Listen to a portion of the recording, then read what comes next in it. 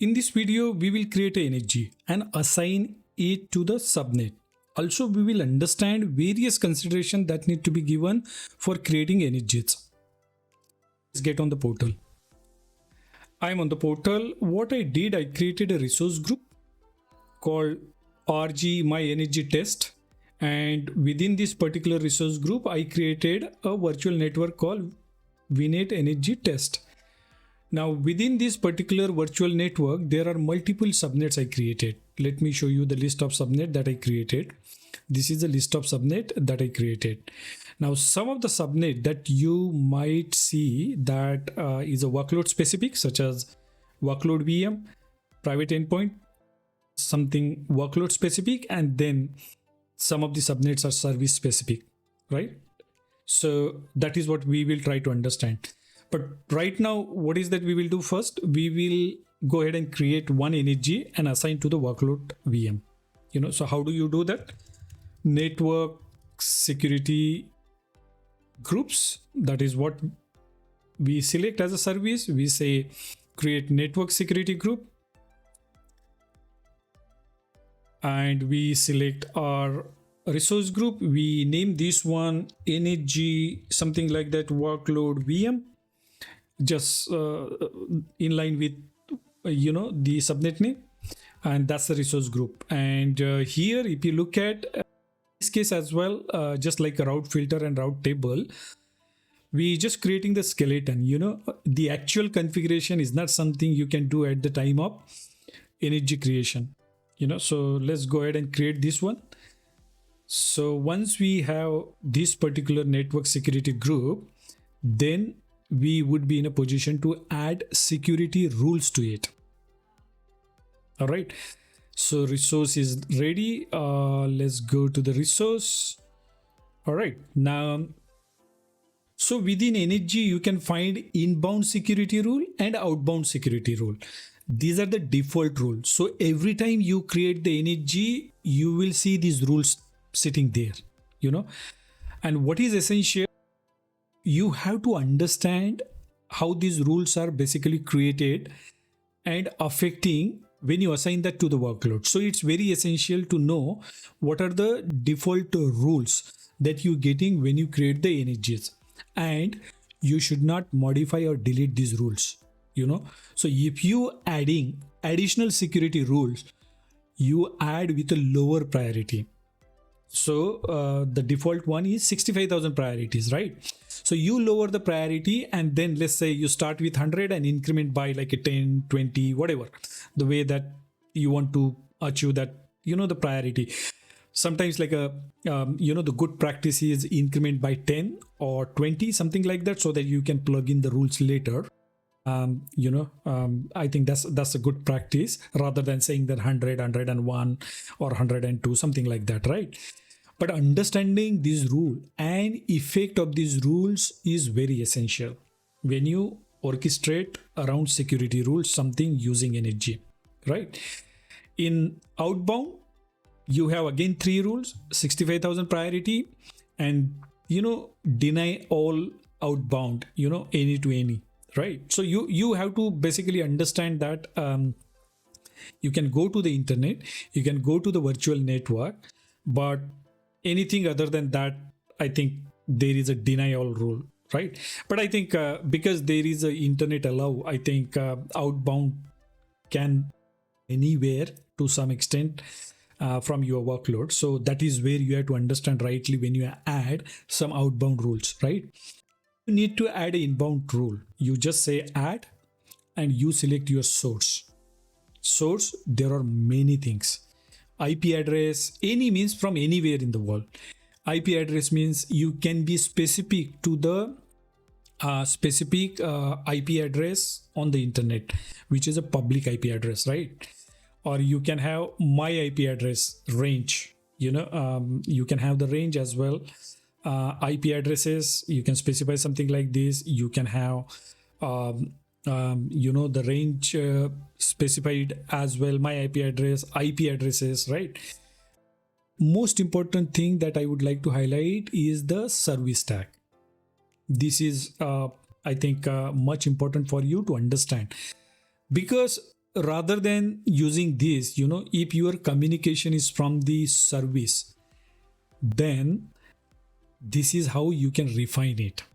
You can select the specific service tag, such as, like, you can be as like a refine fine grain as you want, using the service tag. The beauty of the service tag, you don't need to basically work with any kind of IP addresses. It is taken care by the Azure itself, right? Destination, again, take a look. You got a service tag and you address, or you got an application security group, right? That is how I think you can go ahead and create the security group. Like in our case, what is that we're going to do? We just say my IP address is picking up from my, like, a local machine, and we just add the 3389 something like that RDP port, which is a TCP port, right? Action allow, and that's how I'm going to put the priority and add. So what happened when we add this particular rule? That particular rule is added on top of the default priority given by the Azure, right? This means that, only the connection from my desktop would be allowed to go anywhere within the cloud, right? When this is assigned to the VM. All right, so that is the most important thing in this particular case. Once you have that added, you can go back to the virtual network. All right, and you select the subnet. Such as, let's say, workload VM, and you basically assign that network security group, right? NEG workload VM, like this, to the subnet. Right, it means that whatever the workload now is hosted within this particular, will have this network level protection. Now you might say that, okay, is it essential to have a kind of NEG? My suggestion would be yes. My recommendation would be yes. But you know what? This is not something first level of defense in your overall solution. So you should think NEG as a last resort within your solution as a defense. NEGs are, you can think of a resource level firewall. Such type of concept is not there in the traditional world. It's only seen in the cloud. So I think, you have to, if you are new to the cloud world, you have to understand that this is something coming on top of, you have the corporate firewall, right? And this kind of network defense is also essential to implement for the workload. It's just because of there are some other more thing that you can do when you have a NEG in place. When we get to the last section of this particular course, we will talk about those network watcher related things that you can do when you have a NEGs in place. Otherwise, it's very difficult to do the monitoring or troubleshooting within your environment. These things will play very important role when it comes to the cloud native monitoring, as well as using some kind of cloud native utilities provided by the Azure itself, such as like a traffic analytics and energy flow logs, only possible if you have the NEGs in place. So definitely it becomes a part of your solution. That's first thing. Second thing is that should you assign NEG at the NIC level as well? Because you can assign at the subnet level. Can you assign that to the NIC level, network interface card? My suggestion would be try to avoid assigning at the NIC card level, because with that particular approach, the thing is that your troubleshooting becomes complex. That's one thing. And second thing is that if you got a protection at the subnet level, then having similar thing at the NEG level could be redundant.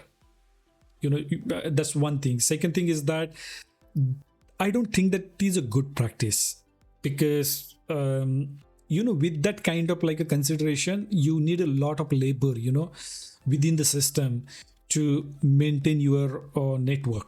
Sometimes you have to design the network in such a way that it should be much more operationally efficient. You don't want to create a too complex system for nothing.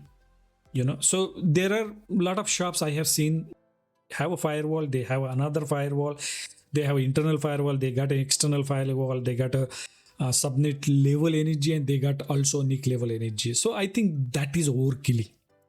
So my understanding is that this is where you have to understand how to do the defense and how to do the what I can say, the efficient operation as well, right? That is very essential when you think about designing the network security group. That's most important. And another thing is that when you think about creating the network security group, some people make it highly generalized that you created a subnet, you should have, right? That is also mandate I have seen many places. But the problem with that mandate is that you can't assign energy to all type of subnets, and this is what you have to understand as a network engineer, as a solution architect, as a network architect, because this is where that unique thing comes in picture. It may not be the same case in the traditional world. You might have everything in the firewall, in the traditional landscape, but when it comes to the cloud, some of the Azure managed services does not like custom energies. Some places default energy is fine. Some service itself add energies, and some places, some of the subnets should not have energy at all. Or some subnet can have only energy as a defense. You can't have a firewall, right? For example, take an example of Azure Bastion subnet. Azure Bastion subnet is something you need when you host Azure Bastion. But you know what? You cannot enforce route table on Azure Bastion subnet. That is not something Azure like it. You can't do that. So Azure Bastion subnet is always open to the internet. So only defense for you to protect internet facing source is to implement the energy. There is no route table, and because there is no route table, there is no firewall. So only defense for Azure Bastion subnet is going to be energy, and you need that to monitor the sources, and you need that log to be in your corporate SIEM solution. Similarly, if you look at like a Azure Firewall subnet and Azure Firewall management subnet, they don't like energy at all. There shouldn't be no energy at all on those particular subnets. If you take a gateway subnet where you host your VPN gateway, you should not have energy at all. And if you take a look at route server subnet, it doesn't like route table and it doesn't like energy at all. So likewise, as and when you go for some specific managed services like application gateway or some service fabric, right? You won't be in a position to put a custom subnet on it. Default subnet could be fine, but you can't put like a custom subnet. Private link, you can't assign an energy because Azure manages the security for the endpoint itself, right? So there are certain consideration you need to have when you think about implementing energy.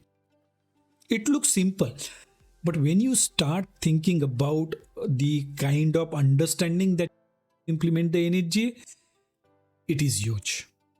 And that is very essential for you to understand, right? So my recommendation would be always target energy, refine it at the subnet level for the workload, such as like a workload VMs, right? And understand how it will behave when you apply with private endpoints, And as and when you got a service specific subnet, make sure that you're doing the reading around that, whether it likes or not, right? All those things are very essential. Or some subnet only like a specific security rules, right? In as part of the what I can say, the network security group. Such as like Azure Bastion subnet, if you just do the googling on the internet and see what type of energy should I apply to the Azure Bastion subnet, you get the standard guidance. All right. These are the things to understand when you work with network security group. I hope you got a good understanding now how to think when you implement network security group.